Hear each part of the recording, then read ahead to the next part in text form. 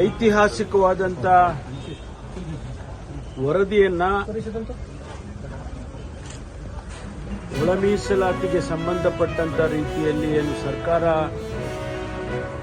ಒಂದು ಆಯೋಗವನ್ನು ರಚನೆ ಮಾಡಿತ್ತು, ಜಸ್ಟಿಸ್ ನಾಗಮೋಹನ್ ದಾಸ್ ಅವರ ನೇತೃತ್ವದಲ್ಲಿ ಮಾಡಿದಂಥ ಆಯೋಗದ ವರದಿಯನ್ನು ಅವರು ಮಾನ್ಯ ಮುಖ್ಯಮಂತ್ರಿಗಳಿಗೆ ಇವತ್ತು ಒಪ್ಪಿಸಿದ್ದಾರೆ. ಇದು ಒಂದು ರೀತಿಯಲ್ಲಿ ಇಡೀ ದೇಶದಲ್ಲಿ ವ್ಯವಸ್ಥಿತವಾಗಿ ಮಾಡಿರ್ತಕ್ಕಂಥ, ಅದರಲ್ಲೂ ಕೂಡ ಒಂದು ಆಧುನಿಕವಾಗಿ ತಾಂತ್ರಿಕತೆಯನ್ನು ಉಪಯೋಗ ಮಾಡಿ, ಟೆಕ್ನಾಲಜಿಯನ್ನು ಉಪಯೋಗ ಮಾಡಿ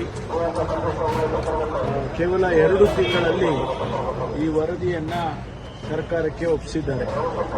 ಅದರ ಒಳಗಡೆ ಏನಿದೆ ಅಂತ ನಮಗಿನ್ನೂ ಗೊತ್ತಿಲ್ಲ. ಮಾನ್ಯ ಮುಖ್ಯಮಂತ್ರಿಗಳು ವರದಿಯನ್ನು ಸ್ವೀಕಾರ ಮಾಡಿದ ಮೇಲೆ ಅದನ್ನು ಮುಂದಿನ ಸಂಪುಟದಲ್ಲಿ ಅದನ್ನು ಇಡಬೇಕು ಅಂತ ಹೇಳಿ ಈಗಾಗಲೇ ಸೂಚನೆಯನ್ನು ಕೂಡ ಕೊಟ್ಟಿದ್ದಾರೆ. ಒಂದು ಸಾರಿ ಅದು ಸಂಪುಟಕ್ಕೆ ಬಂದ ಮೇಲೆ ನಮಗೆಲ್ಲ ವಿಷಯಗಳು ಗೊತ್ತಾಗುತ್ತೆ. ಅದರ ನಂತರ ಅದನ್ನು ಅನುಷ್ಠಾನ ಮಾಡೋದಕ್ಕೆ ಯಾವ ರೀತಿ ಮಾಡಬೇಕು, ಚರ್ಚೆ ಮಾಡಬೇಕು ಅನ್ನೋದನ್ನ ಸಂಪುಟದಲ್ಲಿ ತೀರ್ಮಾನ ಮಾಡ್ತಾರೆ.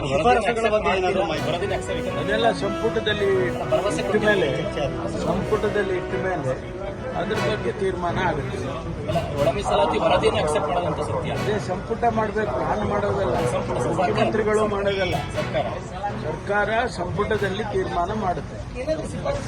ಸರ್